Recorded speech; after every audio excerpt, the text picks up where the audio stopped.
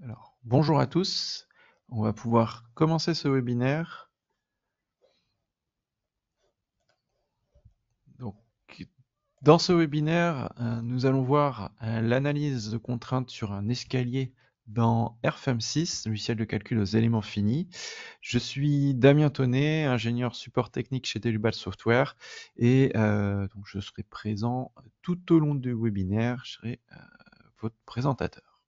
Il y aura également Milan Gérard qui va nous accompagner pour ce webinaire.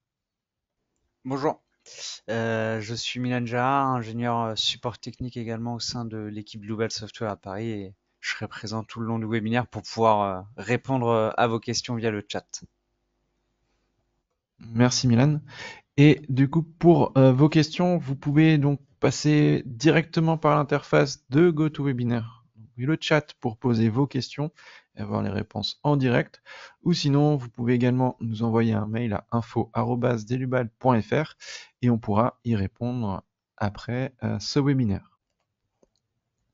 Donc, on va pouvoir commencer. Donc, pour ce webinaire, on va voir dans un premier temps la partie modélisation d'un escalier, donc un escalier en colimaçon. On va ensuite s'intéresser à l'application des charges, à la partie analyse des résultats. On s'intéressera notamment au module analyse contrainte déformation pour faire tout ce qui est contrôle de contrainte sur les éléments de l'escalier. Si on a le temps, on pourra également regarder la partie vérification acier, notamment pour de la stabilité. Et puis, on finira également avec la partie documentation, avec la sortie d'un rapport d'impression, pour voir ce que l'on peut sortir au niveau des notes de calcul pour RFEM6. Donc, on va s'intéresser au modèle que l'on peut voir juste ici au niveau des vues, un escalier en colimaçon. On va également voir comment créer les marches, éventuellement créer des blocs pour les marches, et ensuite s'intéresser à la partie vérification. Donc, je vais basculer sur RFEM. Hop, et on va commencer un nouveau projet.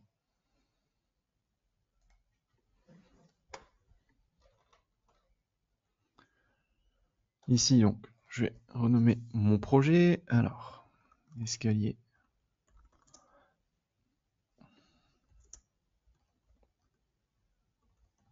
en colimaçon. Ici, je vais le sauvegarder dans mon dossier webinaire. Et ici, on va rester sur un modèle 3D pour notre modèle aujourd'hui. Dans la partie module, on va s'intéresser dans un premier temps au module vérification, analyse de contraintes déformation. On viendra peut-être par la suite regarder le module vérification de l'acier. Ce que je vais également ici modifier, ce sera la partie assistant de charge. Dans notre projet ici, on ne va pas utiliser d'assistant de charge neige et vent, donc je vais pouvoir désactiver cet assistant de charge.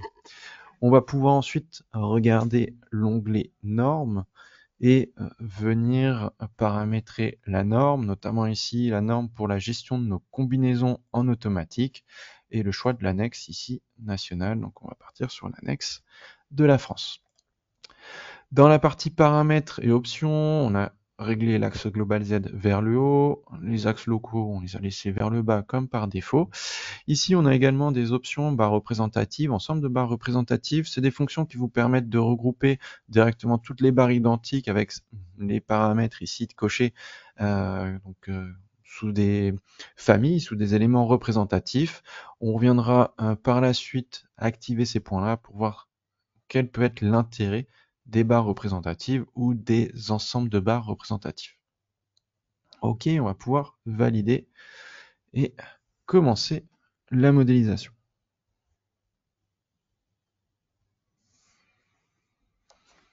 Ok, donc ici on a notre interface graphique, raccourci avec les barres d'outils, le navigateur de données avec les différents onglets dans lesquels on va naviguer, et puis la zone de tableau où on retrouvera tout ce qui est matériaux, sections, également tout ce qui est données de résultats et pour les analyses statiques, mais aussi tout ce qui est vérification. Dans la partie modélisation, on va travailler au niveau de l'interface graphique.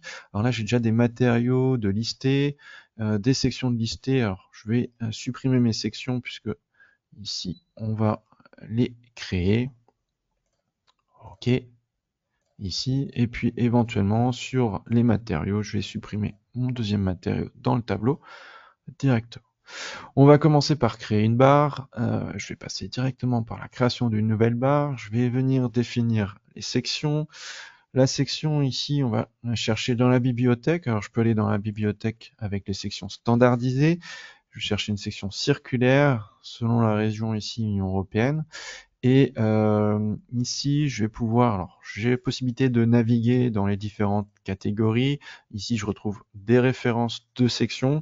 Je peux également directement taper une référence de section qui m'intéresserait. Ici, on va notamment s'intéresser à une section avec alors, un diamètre de 177. Ok, donc là, je trouve des 177,8. Et puis, on va prendre celui-ci avec une épaisseur de 10 mm. Le matériau S235 et je vais pouvoir valider pour pouvoir créer ma section. Je vais réajuster le plan de travail ici et puis je vais tracer une barre de 4 mètres. Là, au niveau de l'interface, je suis passé en centimètres sur mon modèle.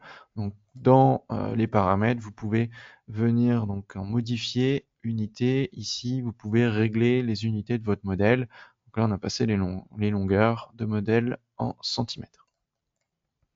On va pouvoir ensuite, si jamais on a besoin de corriger la position de nos nœuds, de corriger des données, on peut passer également par les tableaux.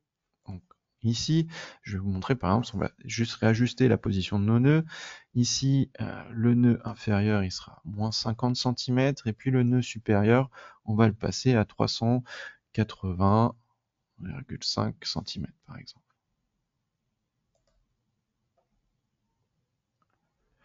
Ok. On va pouvoir ensuite venir continuer le modèle. Ici, je vais venir rajouter un appui nodal. Donc, on vient définir, sélectionner le nœud, définir un appui. Je vais prendre un appui articulé avec juste le blocage en rotation tour de Z. Et ici, j'ai mon poteau avec son appui. Pour la définition des marches, on va venir définir des marches à partir de 8,5 cm. Donc on va avoir un décalage par rapport au Z global. Donc là, je vais venir définir un nouveau nœud ici, qui sera à 8,5 cm.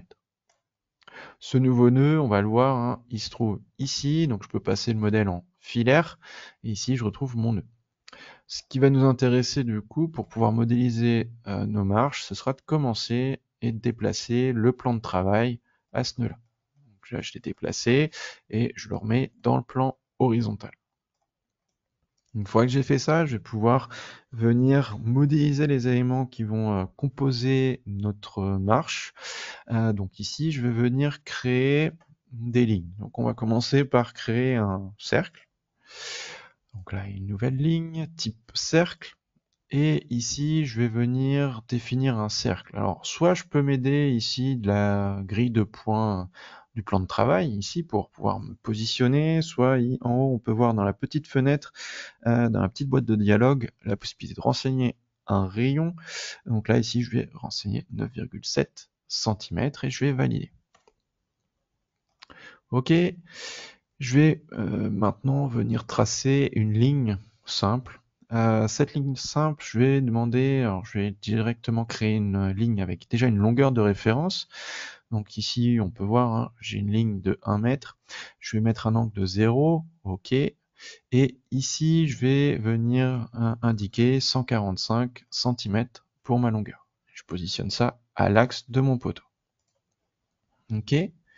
Cette ligne-là va me servir pour pouvoir venir définir ma marche. Donc, je vais venir sélectionner la ligne et je vais venir faire une copie par rotation.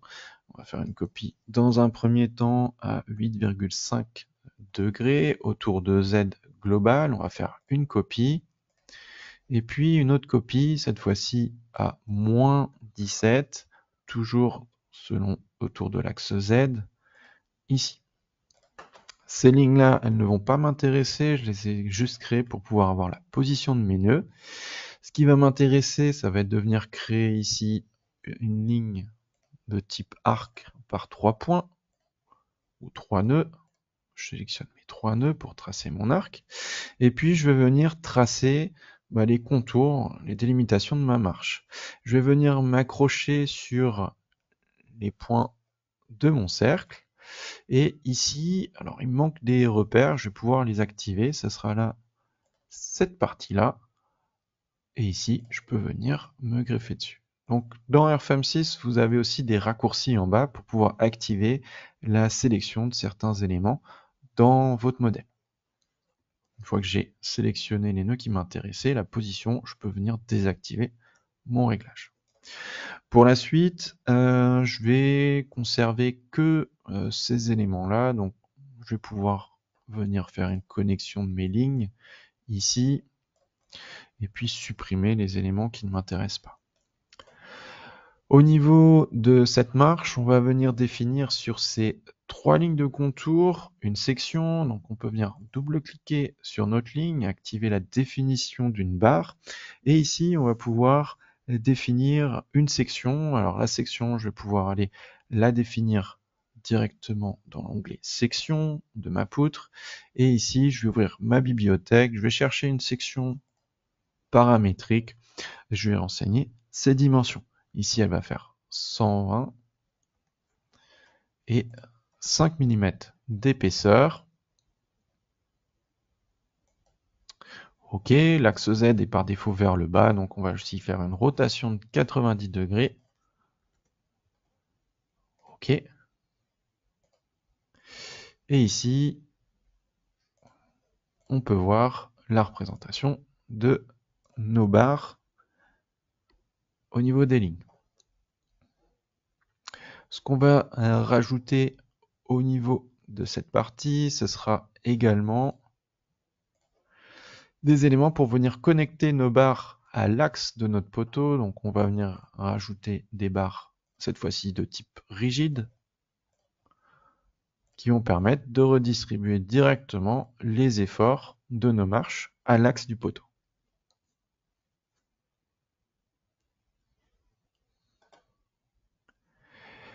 Au niveau de la marche, on va pouvoir également supprimer cette ligne-là. Alors, on va juste, avant de la supprimer, la tronçonner. Donc là, ici, je vais venir diviser ma ligne avec 2 nœuds intermédiaires et je vais supprimer ces portions de ligne-là. La portion de ligne centrale va me servir après pour pouvoir réorienter la surface, régler l'orientation d'axe de ma surface qui remplira la marche. Donc je vais pouvoir maintenant définir ma surface. Donc soit je passe par les raccourcis en haut, soit je viens définir directement une surface dans le navigateur. Et ici, je vais venir sélectionner les lignes de contour de ma surface. Ok. On vient définir une surface de type transfert de charge. On va aussi spécifier l'axe. Donc là, ici, je vais orienter l'axe X par rapport à cette ligne. Et sur la partie transfert de charge, on va pouvoir actualiser la petite fenêtre ici pour visualiser l'orientation de notre repère local, de notre surface en direct. Et puis ici, on va pouvoir régler un réglage par bande par rapport à Y. Donc là, on va pouvoir après charger notre surface et la surface va redistribuer les charges sur nos barres. On va rester en distribution de charge variable et on va venir également appliquer une charge de poids propre de 0,2 kN par mètre carré.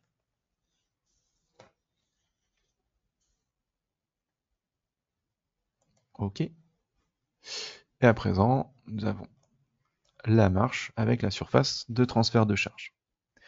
On va pouvoir continuer. Ce que l'on va venir rajouter, c'est les éléments qui vont former les parties garde-corps. Donc, on va pouvoir prendre ce nœud-là, on va le copier,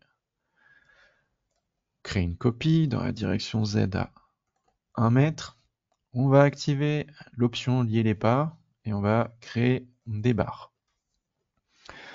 On va rester sur des barres standards avec une définition de section. Je vais venir créer une nouvelle section. Cette section, alors, on a vu tout à l'heure les sections paramétriques pour les barres pleines. On a également les sections paramétriques si on n'utilise pas les sections standardisées. pour les barres circulaires, et ici on va venir définir une section de 50 de diamètre et 2,5 mm d'épaisseur. Ok, au passage, toutes les propriétés de votre section, vous les retrouvez dans les onglets, notamment ici valeur de la section. Et on est toujours en S235 pour notre modèle. On va faire OK. Donc là, on a une barre qui est créée. On va faire la même chose au niveau de ce nœud-là. Cette fois-ci, ce sera 17 cm. OK. Et on va pouvoir poursuivre ici et venir rajouter l'élément pour la main courante. Donc je vais prendre ce nœud-là. Je vais cette fois-ci le copier. Alors, je vais désactiver l'option lier les pas et je vais le copier à 1 mètre. OK. Et éventuellement, alors soit je crée une nouvelle barre directement, soit je peux prendre la barre d'origine avec la touche CTRL, rapidement la déplacer, la copier et réajuster sa position. Là, on a ceci de modéliser. Ce qui va nous intéresser maintenant, c'est de contrôler l'orientation des axes locaux. Ici, on a nos axes qui sont orientés de cette façon-là et on va s'intéresser notamment à ces barres-là, donc aux éléments de notre garde-corps. Ici, on va venir réajuster l'orientation de l'axe local de ces deux barres. On va venir donc définir une orientation de la section qui sera réorientée par rapport à un nœud. Ce sera celui-ci, le nœud numéro 10, et on va réorienter, faire en sorte que ce nœud numéro 10 soit dans le plan XZ local de nos deux barres. On va procéder de la même façon pour celle-ci. Et ici, toujours XZ, et on va aller chercher le nœud numéro 9. OK. Donc ici, on a notre marche qui est créée, et ce qui va nous intéresser pour la suite, ça va être de venir faire en sorte que cet ensemble-là soit un bloc. Donc pour cela, on va pouvoir, je le remets en transparence, les axes locaux, je n'en ai plus besoin maintenant, donc je peux venir les masquer. On va venir faire une sélection lasso juste sur les éléments qui nous intéressent, et on va venir dans Fichier, enregistrer comme bloc. Ici, je vais pouvoir sauvegarder ma donnée, enfin mon ensemble, alors soit comme escalier en collimation, marche par exemple, et je vais spécifier l'emplacement de sauvegarde. Hop, je vais mettre par exemple dans autre, général, ici. OK.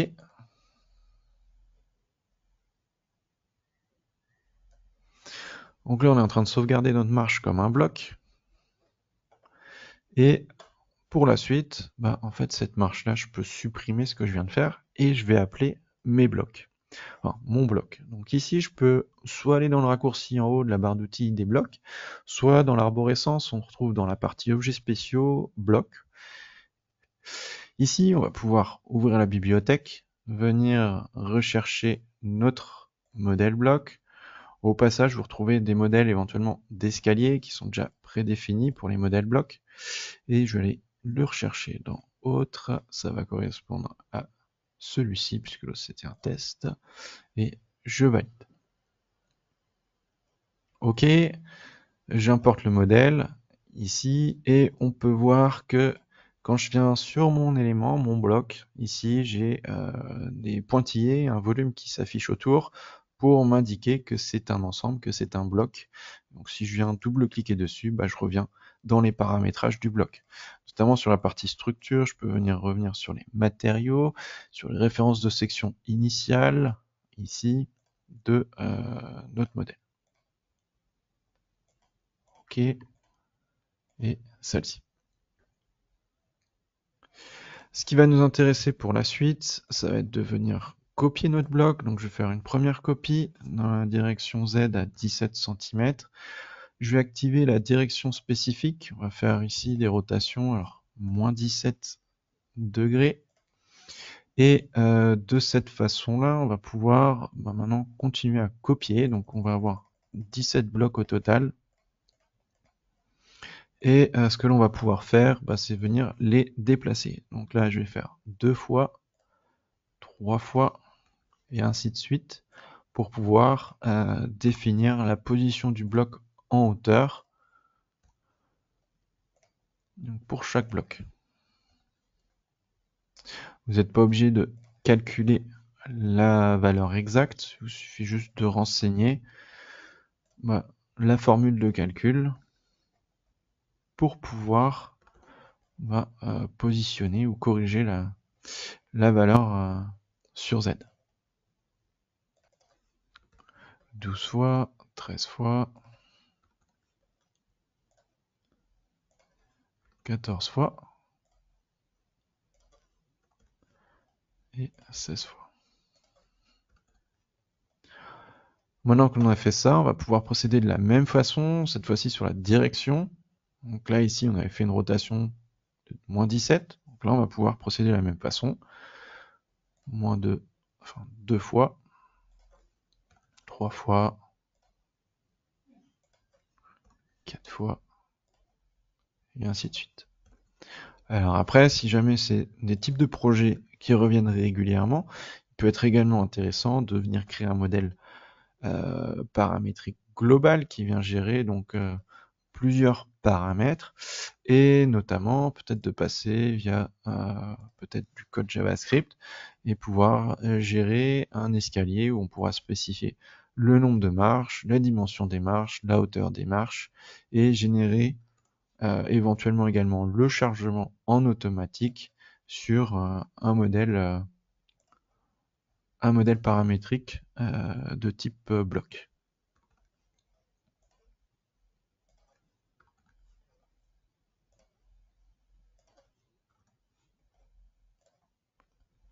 L'avant-dernier et le dernier 16 fois.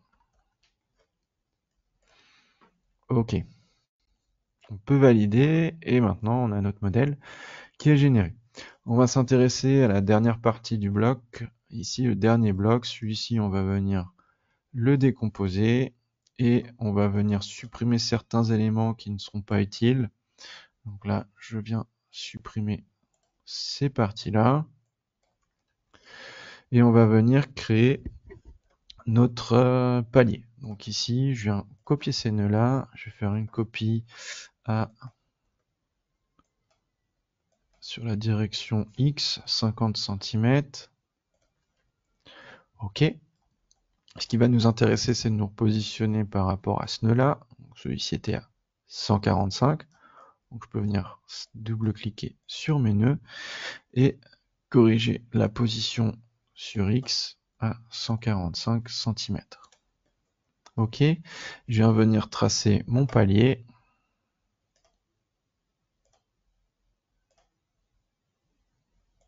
Ici. Et ce que l'on va venir faire également, c'est venir définir des sections sur ces lignes. Donc là, ici, je viens venir activer les barres et définir des sections. On va venir chercher des cornières. Donc on va aller définir des cornières de 150 par 100 pour notre palier. Donc on va ouvrir la bibliothèque et on va dans les références de section. Ici, je peux aller chercher, donc ce qui nous intéresse, c'est 150 par 100. J'en ai pas ici, peut-être dans ArcelorMittal. 150 par 100 avec 10 d'épaisseur.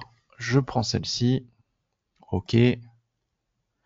Ici, on va venir faire une rotation également de 90. Alors, elle est appliquée, alors non. Du coup, il faut que je la supprime pour pouvoir repositionner de cette façon-là le Z vers le bas. OK. Et si je regarde, alors j'ai les sections qui sont générées, enfin les barres qui sont générées. Alors les sections, je vais juste inverser l'orientation de mes barres.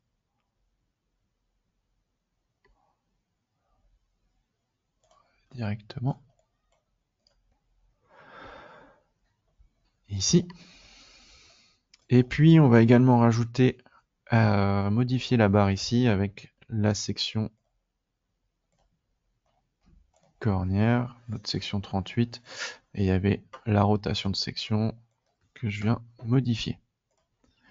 Et même chose, je viens inverser l'orientation comme ceci. Au niveau du palier, je vais rajouter des éléments de contreventement pour le palier, pour le maintenir en position. Et ici, donc, je vais venir rajouter une nouvelle barre, type traction, avec une section qui sera cette fois-ci une barre pleine, ronde. On va aller chercher une section de 20 mm. OK. Et on vient la tracer de là à là. Et de l'axe ici jusque ici. OK. Et pour finir notre palier, on va venir rajouter une surface.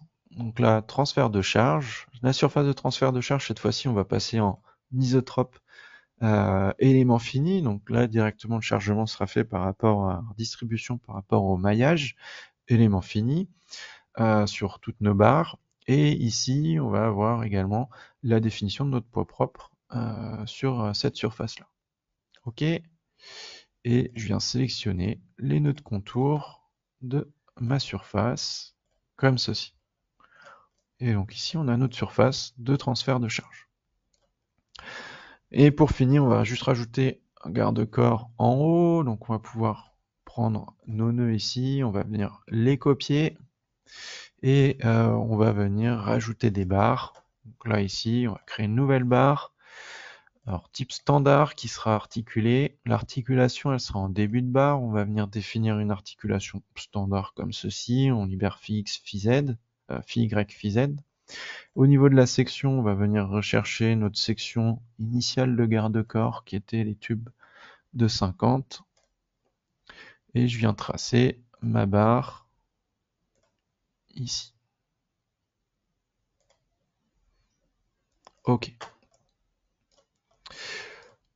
Au niveau de nos barres, on va rajouter des appuis. Alors tout d'abord sur la partie seuil, donc cette barre-là, je vais venir rajouter des nœuds intermédiaires sur cette barre qui seront à 20 cm de chaque côté, de chaque extrémité.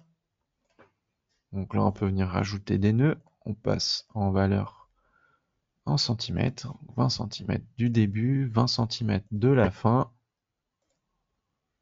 On a des nœuds intermédiaires qui sont rajoutés et je peux maintenant venir rajouter alors sur ce nœud un appui articulé standard. Sur celui-ci, je vais venir rajouter un autre appui. Alors on va venir le modifier ou créer une nouvelle référence d'appui et on va libérer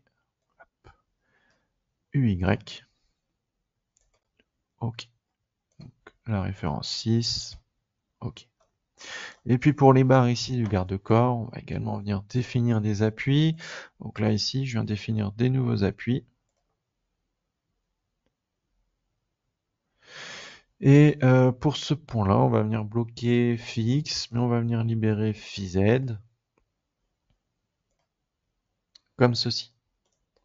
Dernier point qui va nous intéresser à contrôler pour passer par la suite sur le chargement, c'est l'orientation des axes de nos barres de garde-corps. Je réaffiche juste les axes locaux des barres. On voit que par rapport au bloc, ici, on a l'axe Y qui est toujours orienté dans le plan qui nous intéressait. Là, on aura une petite modification éventuellement à faire, c'est pour cette barre-ci. Donc là, on va juste faire une modification. La section, on va la tourner de 180, puisque ce qui va nous intéresser après, ça sera de mettre une charge horizontale sur notre garde-corps. Et on axera par rapport au repère local des barres. OK. On va pouvoir maintenant passer sur la partie chargement. Alors juste avant de charger le modèle, on va juste regarder ce qui se passe au niveau du modèle. Alors pour vérifier le modèle, il y a plusieurs possibilités, hein. Vous avez déjà la partie outils contrôle de plausibilité qui permet éventuellement de contrôler s'il y a des erreurs dans certaines données. Mais ce qu'on peut aussi faire, c'est directement lancer le calcul sous poids propre. C'est ce qu'on va faire. Et de cette façon-là, on va voir comment se comporte déjà la structure et vérifier s'il n'y a pas un problème éventuellement de modélisation dans notre modèle.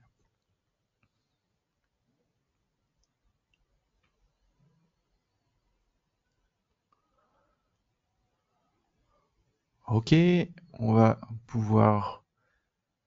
Donc on a d'abord le calcul de redistribution des charges qui s'est fait, et maintenant on a les résultats sur notre cas poids propre.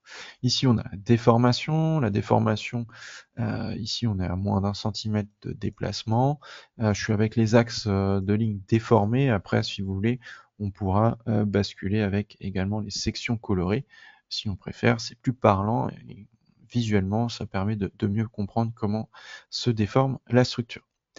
Donc ça, à ce niveau-là, ce sera bon. On va pouvoir continuer maintenant sur le chargement.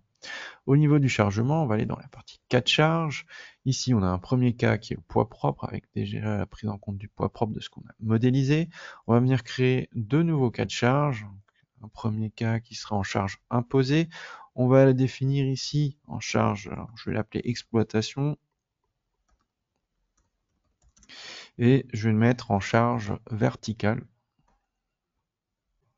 ici. Deuxième point, je vais copier, et celui-là, ce sera en charge horizontale. Par contre, ici, alors j'ai fait des copies, donc je désactive juste mon poids propre. Ici. Ok, on va regarder les onglets suivants. Donc là, on a nos deux types d'actions qui sont référencées ici, permanente, imposée. Dans la partie imposée, je retrouve mes attributions de charge, donc CC2 et CC3. Je retrouve ensuite mes situations de projet. Nous, ce qui nous intéresse pour ce webinaire, c'est juste la partie ELU, donc je peux désactiver les ELS. Sur la partie ELU, ici, vous avez aussi la gestion de vos générations de combinaisons avec le choix de la méthode d'analyse. Donc là, on est sur des analyses du second ordre. On a également un réglage prédéfini en analyse géométriquement linéaire ou possibilité aussi de passer sur les grandes déformations. Pour notre cas ici, on va basculer sur la méthode géométriquement linéaire, donc analyse du premier ordre. Et puis ensuite, on peut continuer, on retrouve nos combinaisons par type d'action et nos combinaisons de charges qui sont générées. Ok. Ce qui va nous intéresser à présent, ça va être de venir définir les charges qui s'appliquent dans notre cas CC2 et CC3. Donc là, dans le CC2, je vais pouvoir définir une charge surfacique qui s'applique sur toutes nos surfaces. Donc je fais un lasso pour sélectionner toutes mes surfaces.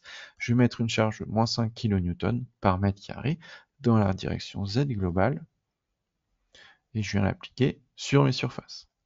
Dans le cas charge horizontale, je vais venir sélectionner juste les barres qui m'intéressent. Donc là, les éléments de ma courante. Et on va venir appliquer une charge de barre, une charge linéique de 1 kN par mètre carré. Donc là, ici, je viens appliquer une charge de 1 kN, pas par mètre carré, par mètre linéaire. Et ici, on va spécifier dans la direction locale, donc selon le repère local, et dans la direction Y. Ici, je peux visualiser les charges. On voit qu'elles partent de l'extérieur vers l'intérieur. Donc nous, c'est plutôt l'inverse. Donc je vais mettre moins 1 kN et je vais pouvoir valider. OK.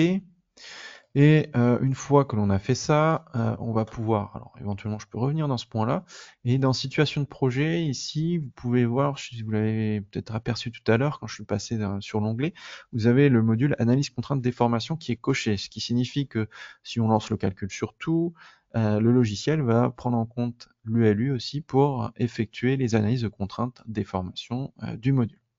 Donc là maintenant, si je fais tout calculer, en fait le logiciel va calculer tous mes cas de charge individuels, il va également calculer mes combinaisons et également faire ma vérification de contrainte.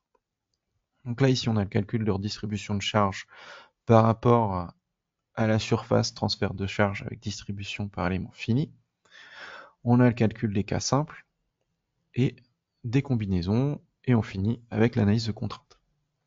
Ici, je suis sur les résultats ELU, donc j'ai deux résultats de déformation. Je suis sur les déformations max-min. C'est pas ce qui va nous intéresser pour ce webinaire. Nous, ce sera les résultats au niveau des barres. Donc là, sur les barres, quand je suis sur une enveloppe, j'ai notamment les efforts internes qui sont disponibles. Ici, on peut voir notamment celui qui est le plus sollicité, c'est notre poteau ici de l'escalier.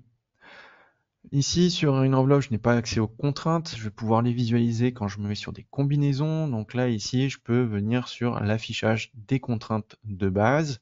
J'ai également l'affichage des contraintes équivalentes. J'ai l'échelle de couleurs qui est disponible ici.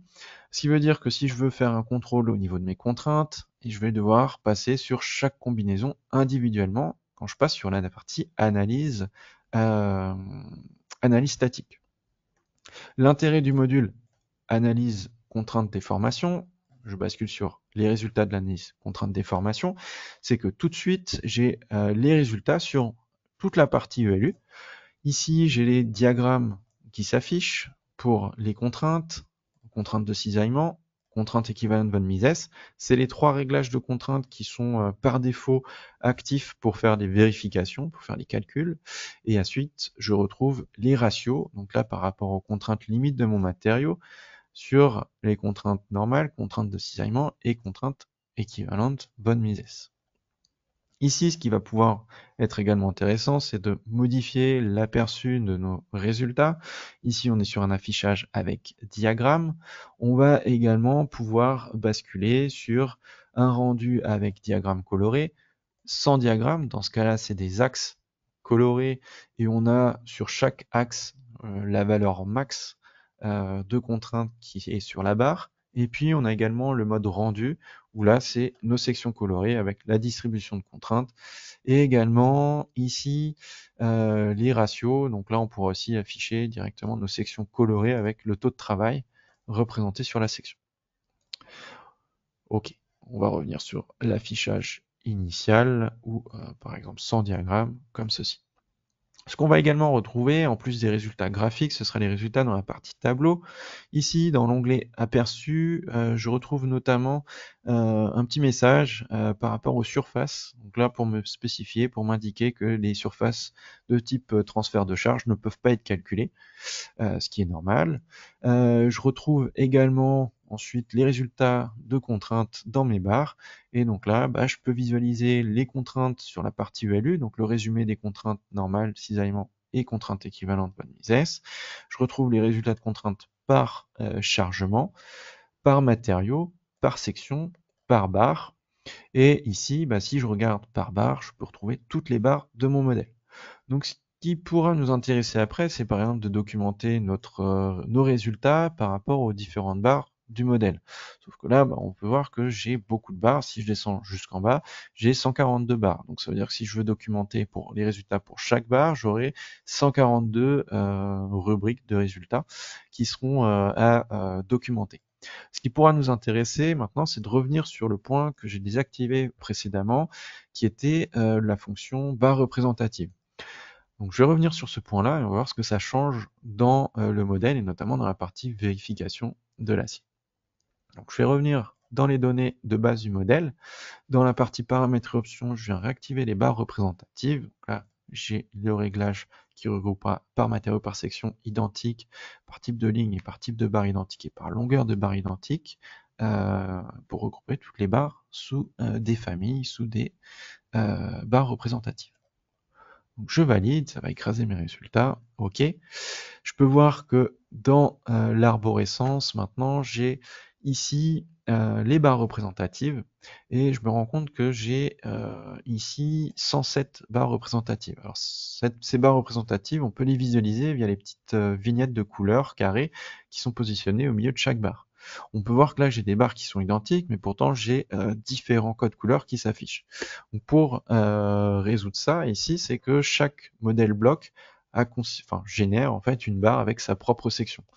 Ce qu'on va faire, c'est qu'on va tout de suite modifier ça et on va utiliser au niveau des modèles blocs un modèle de référence. Je vais revenir ici et on va modifier tous ces blocs là et on va venir réajuster et définir un modèle bloc de référence qui sera le bloc numéro 1. OK? Oui. Et de cette façon, on peut voir qu'ici, graphiquement, j'ai déjà plusieurs barres qui sont regroupées sous la même famille. Et puis, si je reviens sur les barres représentatives, on voit que je passe d'une centaine de barres représentatives à 17 barres représentatives. Ok. Ce qui va nous intéresser maintenant, c'est de voir quel est l'intérêt, notamment dans la partie module vérification contrainte déformation, d'analyse contrainte déformation. Ça va être ici de venir désactiver les barres, désactiver les surfaces. On va conserver que les barres représentatives. Et de cette façon, je vais pouvoir tout de suite avoir une vue globale par famille de barres des résultats. Donc là, je vais relancer un calcul global. Hop.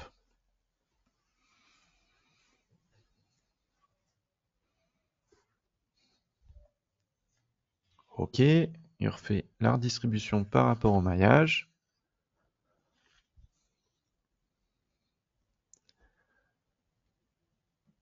Et on a notre partie analyse statique et notre partie vérification de contraintes. Au niveau des résultats, je peux toujours revenir sur la partie analyse contrainte. Ici, alors pour éventuellement alléger la vue, simplifier la vue, je vais venir désactiver la représentation des barres représentatives, des petites vignettes. Et ici, je peux visualiser de nouveau toujours mes résultats de contraintes sur les barres, contrainte normale, cisaillement équivalente. Sauf que ce que je viens afficher ici, c'est le résultat, c'est le ratio ou c'est les contraintes max que j'ai par famille.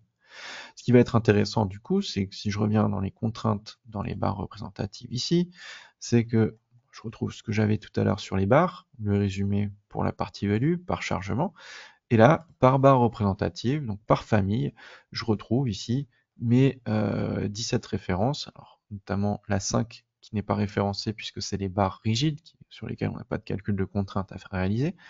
Mais ici, je retrouve mes 16 références de barres représentatives avec ici les vérifications de contraintes. Au passage, je peux voir que par exemple là sur la barre 3, la barre représentative numéro 3, j'ai les références ici des barres, des numéros de barres qui font partie de cette famille. Et pareil pour chaque barre représentative. Donc ce qui va nous intéresser maintenant, c'est vu que j'ai réduit la quantité de données, ça va être de voir comment je peux documenter ma note de calcul. Je vais aller chercher le rapport d'impression, j'en ai pas de créé, donc je vais venir créer un nouveau rapport. Et dans ce rapport-là, je vais venir choisir ce que je documente. Alors, il y a certaines données qui ne m'intéressent pas. Alors, je vais garder les matériaux, mais sur les matériaux, je vais venir filtrer puisque on a ici les blocs qui font qu'on a plusieurs matériaux qui sont référencés dans notre modèle. Pareil sur les sections. Alors, sur la partie section, je vais venir désactiver les données intermédiaires. Et puis ici, pareil, je vais venir filtrer. On va garder que les sections 1, 2 et 3. Et puis les dernières sections qu'on avait également rajoutées ici pour le palier. Sur la suite, lister toutes les lignes, toutes les barres. Ici, ça va pas nous intéresser. On va également désactiver les blocs.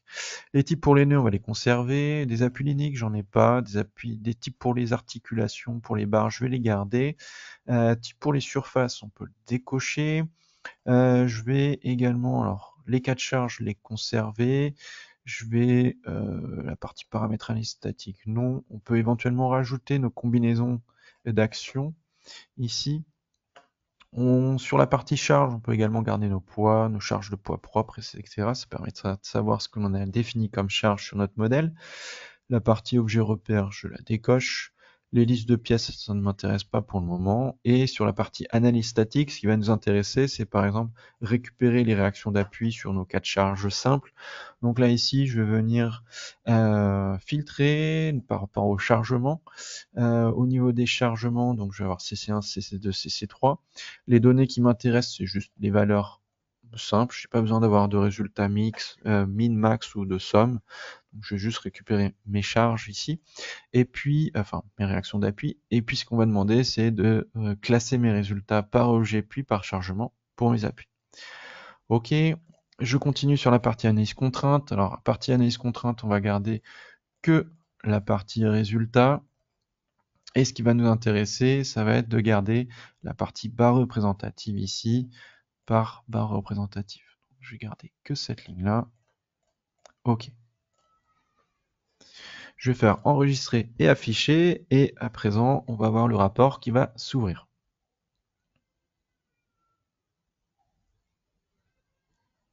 OK. Ici, donc j'ai mon rapport d'impression, je retrouve l'arborescence ici pour pouvoir naviguer dans les données, dans les rubriques. Ici, j'ai un aperçu. Alors cette vue-là, vous pourrez après la personnaliser, la modifier. Pareil pour la page de couverture, vous pouvez la modifier, renseigner les informations, modifier l'entête, le pied de page.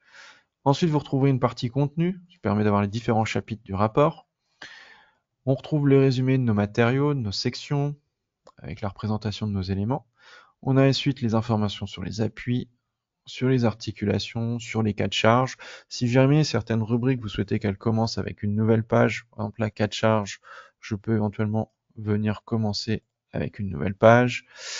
Pareil sur la suite, éventuellement sur notamment la partie analyse contrainte, partie 7, on va commencer avec une nouvelle page ici.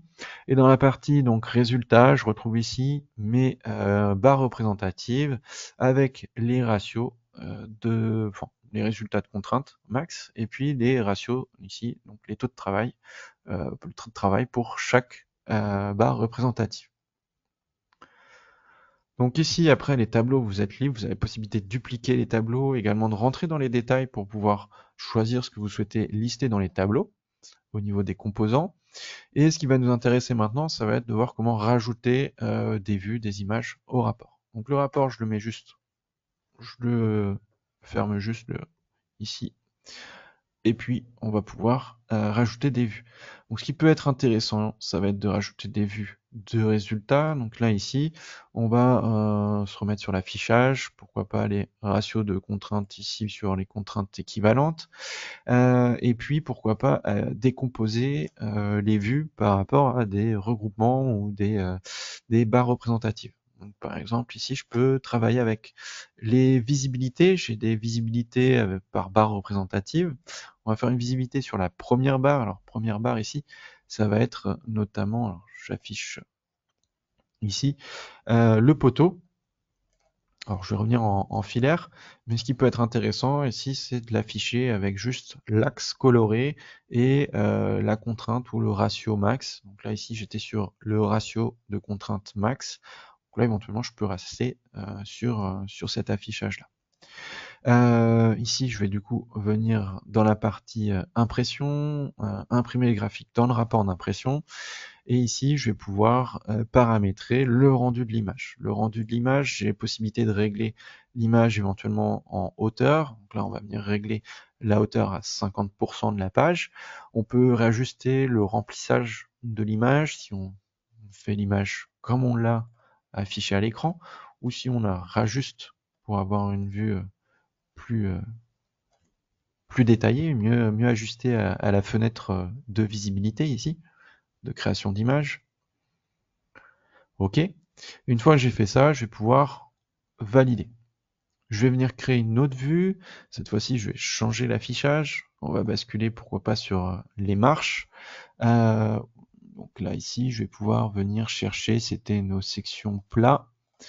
OK. Comme ceci. Je vais également pouvoir ajouter, pourquoi pas, le palier. Donc c'était nos cornières. Comme ceci. Et ici, bah, pareil, je peux choisir, hein, soit je change ma vue, soit par exemple, je peux me mettre en vue en Z, utiliser le cube. Là, ça me permet de visualiser éventuellement les contraintes ou les taux de travail max que j'ai sur chaque barre. Et je vais envoyer ça également au rapport. OK, donc là, je retrouve les données. Je vais pouvoir, alors là, j'avais mes réglages précédents qui sont repris. Et je peux valider, enregistrer et afficher. Donc j'aurais pu très bien continuer de cette façon-là pour créer d'autres images. Là, je reviens dans le rapport, mes images ont été rajoutées et du coup, je pourrais venir rajouter d'autres éléments si besoin. Si je viens décomposer mes tableaux en plusieurs sous-tableaux, après, je suis aussi libre de pouvoir repositionner éventuellement les images où je le souhaite dans mon rapport d'impression. si je veux d'abord faire une vue avec mes résultats graphiques, je peux aussi repositionner ces données-là. Ok.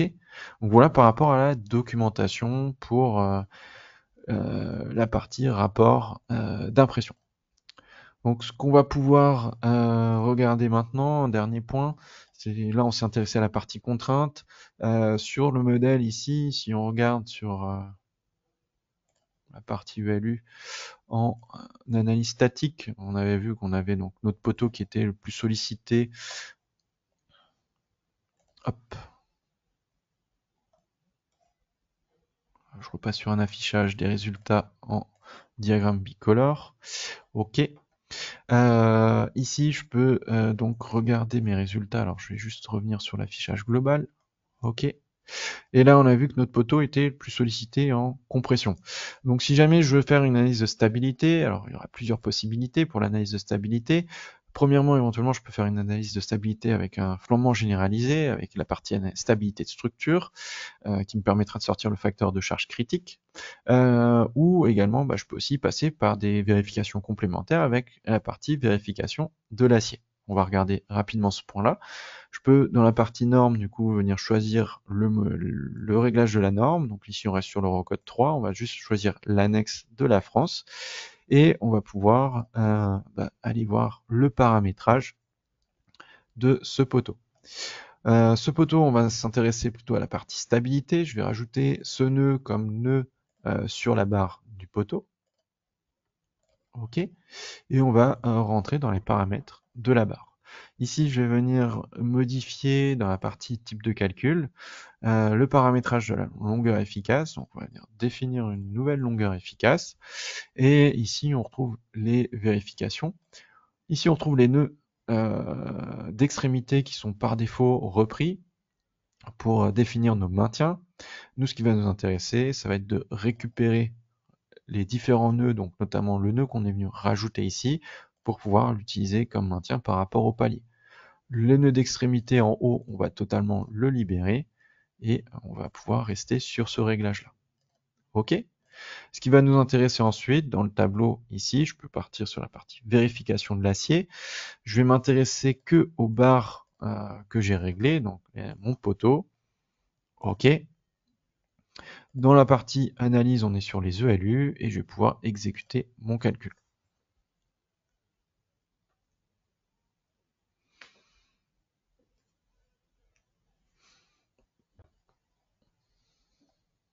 Ok, donc là j'ai de nouveau, comme j'ai écrasé mes résultats, le calcul de mes redistributions de charges, et là mes calculs de combinaison. Ici je retrouve graphiquement le taux de travail pour ma vérification sur le poteau, et dans les tableaux, ici je retrouve les détails de calcul, avec les différentes vérifications en compression, cisaillement, etc. Je retrouve également les contrôles en flexion, les contrôles de stabilité, ici, qui sont également disponibles pour notre modèle. Ok. Et si je passe en déformation section colorée, je peux visualiser également la section par rapport au mode qui a été calculé pour définir le moment critique. Et donc là, j'ai un taux de travail de 42% sur cette section, sur cette barre. Si je regarde en détail, après je suis accès également aux détails de calcul, donc là je peux retrouver les données avec les valeurs de vérification et également les formules de calcul développées qui ont abouti au résultat de la vérification. Et après, comme on l'a fait précédemment, on pourra venir compléter le rapport éventuellement avec des documentations supplémentaires par rapport à des vérifications Eurocode 3 si on a besoin de documenter ces points-là. Donc voilà par rapport à ce que je pouvais vous présenter sur ce modèle, sur ce webinaire sur les analyses de contraintes. On va revenir sur le PPT. Donc, comme d'habitude, sur notre site internet, vous retrouvez toujours nos services en ligne gratuits avec notamment la partie GeoZone Tool. Vous avez la possibilité de faire certaines recherches pour retrouver des informations sur les zones de neige, vent et sismicité. Vous avez également les informations sur les propriétés de section avec toutes les bibliothèques de section qui sont accessibles sur le site. Vous retrouvez tout ce qui est articles techniques dans nos FAQ et également tout ce qui est article de base de connaissances qui pourront peut-être répondre à certaines de vos questions et également n'hésitez pas à vous rendre sur notre site pour télécharger des modèles. Notamment, vous retrouverez les modèles de nos webinaires. Donc, le modèle que l'on vient de voir aujourd'hui sera également disponible dans ces modèles à télécharger. Vous retrouvez également toutes nos vidéos sur nos chaînes YouTube, que ce soit nos webinaires, nos vidéos tutoriels ou de présentation de fonctionnalités. Vous les retrouvez sur YouTube et sur notre site. Vous avez également accès à la boutique en ligne et vous pouvez, si ce n'est pas déjà fait, télécharger une version d'essai sur le site internet de Delubal Software pour dès à présent tester le logiciel. Je vous invite également à vous inscrire à notre newsletter directement sur notre site internet. Si vous avez des questions, vous pouvez directement nous contacter au numéro qui s'affiche ici ou bien nous envoyer un mail à info@delubal.fr. Donc, je vous remercie pour votre participation et je vous dis à bientôt.